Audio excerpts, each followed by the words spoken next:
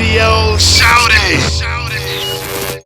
Now, Legendary Traxter, that boy was hardcore on them tracks, man. So, I mean, talk about having a producer on y'all team that could really produce and give y'all what y'all need so you can have that do or die sound that was going to be timeless.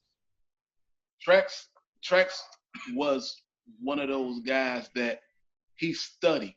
You know what I'm saying? He studied music from the bottom to the top. Yeah. And when he did music, the way he did it was let me just put it like this. It filled up the room.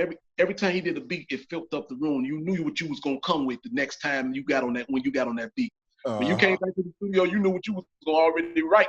You knew the verse you was gonna already put down. You feel? Yes, sir. So his track is just unbelievable, man. He had a sound that'll make you be like, man, I already know what to say to that. You know what I'm saying? Yeah, his sound was big, man. So now, coming out of that picture, it's time for Heads or Tails. What was y'all mindset going into that second album, and how much pressure did y'all feel coming out of that first album that had already went crazy? We was on a road for a year and 6 months, right? With Picture This. Yeah. So once we got off the road, it was just all grind. It was work mode. And once we jumped into the studio, it was like doing it with your eyes closed. Yeah. You know what I'm saying? Because you had the energy and you had the confidence already off of the first album. Mm-hmm. So you know, and you know what they say about sophomore album. If you don't pull it off from sophomore album, then you just dead in the music industry. Yeah. And that was said to us after we made Heads or Tails. You know what I'm saying? Yeah. And man, once Heads or Tails, bro, I think once it was put out the third week, it went gold. My God. We found out Picture This had went platinum. That's crazy. Yeah, it was crazy. So now, talk about that year on the road in between them albums. What was that like being some young guys out of Chicago? Now you're on the road with hit singles and these folks showing you all that love. What was that transition like going from being regular folks in the hood to being all good?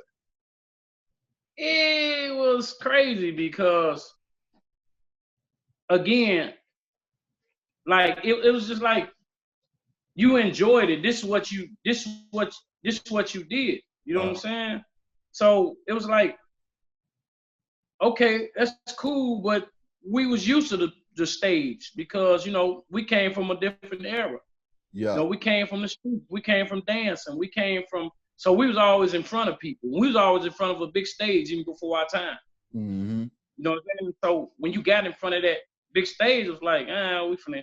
Our attitude was always kill mode. You know what I'm saying? Yeah. Because amongst ourselves, it was friendly competition, but it was like, who better? Yeah. Yeah. Who gonna come out on top? So the feeling when you got on that stage, it was like, man, I'm just kill mode. The excitement was at the end when we stopped to slow down. We're not on stage and we're not on tour, nothing that. Then the reality set in your head, like, wait a minute, did this motherfucker just cry when I was performing and shit like that? Like, you know what I'm saying? Yeah. It was crazy. The after effect of that was crazy. But as you doing it, I don't think you too much think about it. I think the other part to that too, just to add on, I think the other part of it is that when you see the lineup, you see Outkast, you see Snoop, you see Dog Pound, you see, you know what I'm saying? Right. That part right there let you know, like, yeah, I'm here. Yeah. I'm here. You know what I'm saying? And then it was crazy. One time we did a show, I forgot where we was at, but when we flew into Houston, and guess who was opening up for us? And we was like, who opening up for us? Jay-Z was actually opening up for us. Jay-Z and Drew Hill. We was in Houston. I think what's at the Actor Dome? So, to see those people in your lineup and to be a part of that, man, it was just great to see those people in the lineup, man. What goes through your mind when you reminisce on those times and you saw a lot of those artists early on in their career to see what they went on to become later on, man? Wow. Really, I'm glad that you there's a lot of happy for people. 'em, Yeah, yeah. I'm glad a lot of people made it successfully, especially in hip hop, man. You know, you have your ups and downs, but you really have majority of the downs because nobody really tells you how to take care of yourself financial and in the financial literacy world. You know what I'm saying? Yeah. Like you know, you get all this money and then you throw it in the air, and then you have to come back and try to figure out how to maneuver and move and put yourself in a better position. For those who made the success and move forward, man, congratulations, goddamn it, because this shit can get hard. And it also gives you hope because too, if you was a part of that era, then you saying yourself, hey man, I was once there. I know I can get back. I mean, so. But I'm gonna say this to y'all boys, but y'all got to understand is that y'all made timeless music. And see, that timeless music lasts forever. So it's really just a promoter call away before the party gets started. And I'm pretty sure after this conversation right here, you're gonna get a lot of them. Because at the end of the day, what I didn't realize with this digital age, what make it so sweet is that a lot of times people are looking for y'all and they can't find y'all. So man, tell me about it, bro. So it takes folks such as myself to open up the platform and say, hey, here they is right here. Go ahead and handle your business and do what you need to do with it. Now, I mean, also, working with a young Kanye, man, what was that like working with that guy? That was crazy. Kanye, actually, the funny part about it, my brother lived in an area where Kanye lived at. Yeah. So GLC, one of Kanye's best friends, used to always go to the same mall my brother went to. Yeah. They bumped up and he took my brother around the corner, Nod from Do It Die Hip Hop, you know. Yeah. And he took him around the corner to Kanye's spot. Next thing you know, Kanye and they're making music.